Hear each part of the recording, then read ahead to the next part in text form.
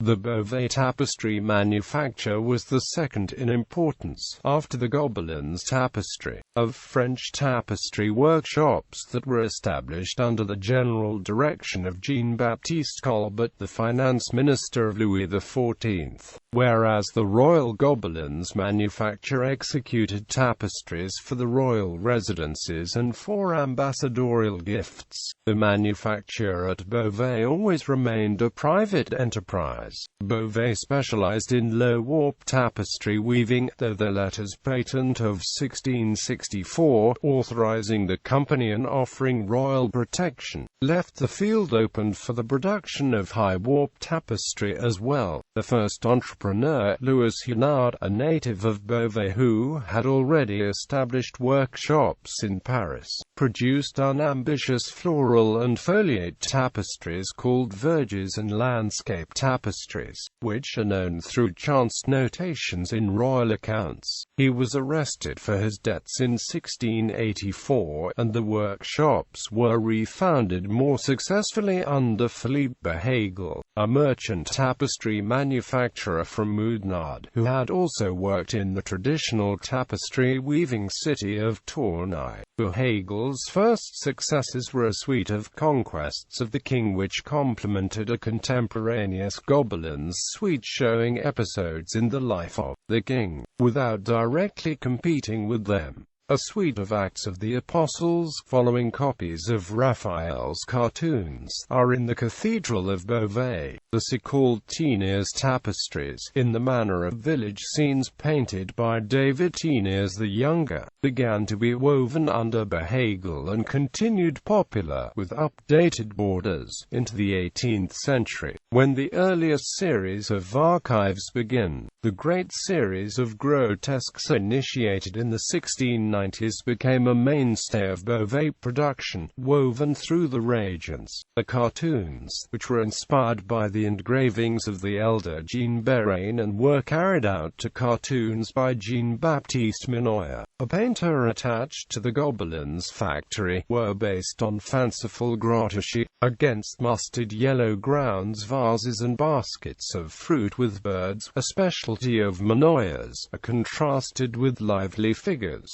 sometimes acrobats and dancers, sometimes from the Commedia dell'arte in slender and fanciful arabesque architecture. Behagel continued his private workshops in Paris, as had his predecessor. For these shops came the suite of marine triumphs with the arms of the Comte de Toulouse. On his death in 1705, the Beauvais manufacture was continued by his wife and son, and in 1711 by new proprietors, the brothers Fiel. Under Fiel ownership, Beauvais produced suites of the story of Telemachus and Ovidian metamorphoses as well as animal combats, and a series of Chinese hangings that are a high point in the career of chinoiserie. Between 1722 and 1726, Beauvais was directed by Noël Antoine de Mérou, and maintained showrooms in Paris, and in Leipzig and Ratisbon. For Beauvais found many commissions among foreigners. The great period of Beauvais tapestry begins with the arrival of Jean-Baptiste Audry, the 22nd of July 1726,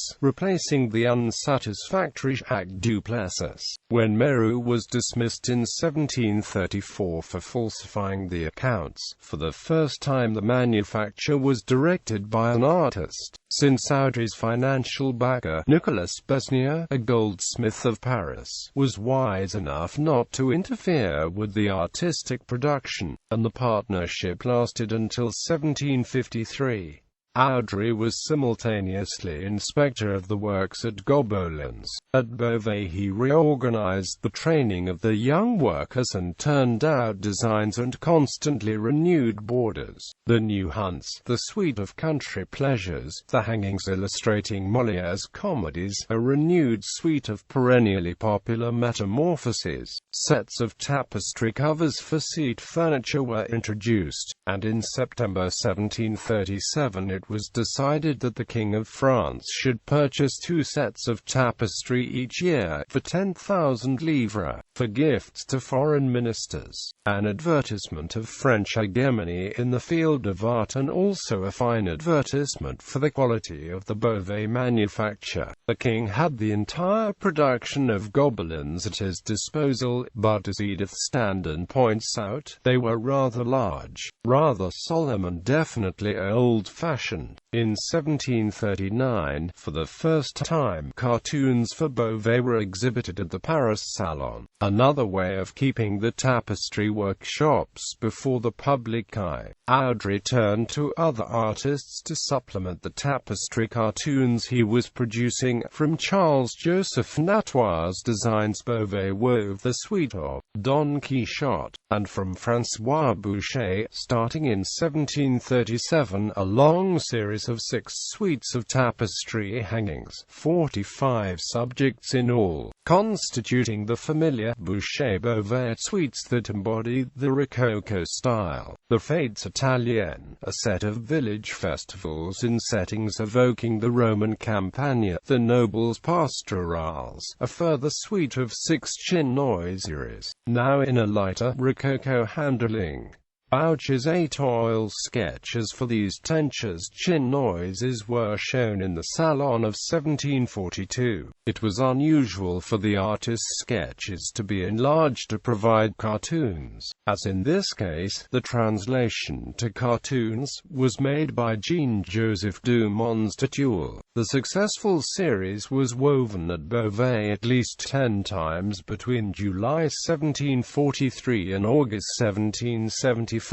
In addition, further copies were made at Aubusson. Boucher also designed for Beauvais the story of Psyche, and at the apex of the lot, the Amours des Dieux, the loves of the gods. After paintings by Boucher delivered 1747–49 suites from among the 9 subjects, though never all subjects in one suite, were being woven at Beauvais as late as 1774. A new partner, André Charlemagne Charon, and increased royal support, with annual order for sets of hangings, now with complete suites of furniture coverings, to be delivered to the Garde Meuble de l'Écuron if the foreign ministry should have launched new successes for Beauvais. But Audry's death, the 30th of April 1755, and Boucher's defection to the Gobelins the same year, initiated a period of stagnation, while the old designs were repeated, and then declined. At the French Revolution, the workshops were temporarily closed following a dispute between the weavers and the administration, and then were reopened under state direction, making little but upholstery covers.